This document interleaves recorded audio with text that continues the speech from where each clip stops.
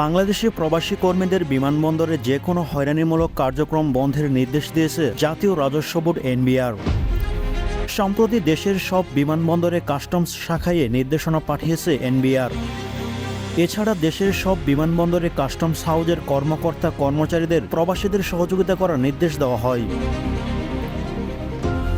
জানা যায়, এ আদেশ জারির পর যদি প্রবাসীদের কোনো হয়রানি করা হয় তাহলে দায়ীদের বিরুদ্ধে কঠোর পদক্ষেপ নেবে এনবিআর। এর আগে প্রবাসী কল্যাণ ও বৈদেশিক কর্মসংস্থান মন্ত্রণালয় এক চিঠিতে প্রবাসীদের অধিকতর সেবা দিতে এনবিআরকে অনুরোধ জানায়।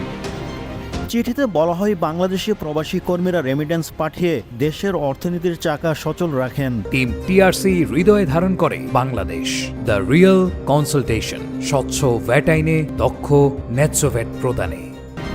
সরকার প্রবাসী কর্মীদের বিদেশ গমন সহজ করতে এবং অধিকতর সেবা দিতে বদ্ধপরিকর। বাংলাদেশি প্রবাসী কর্মীদের বিদেশ থেকে আগমন এবং বিদেশ যাওয়ার সময় দেশের সব বিমানবন্দরে অকারণে লাগেজ খোলা সহ যে কোনো হয়রানিমূলক কার্যক্রম বন্ধের অনুরোধ করা হলো।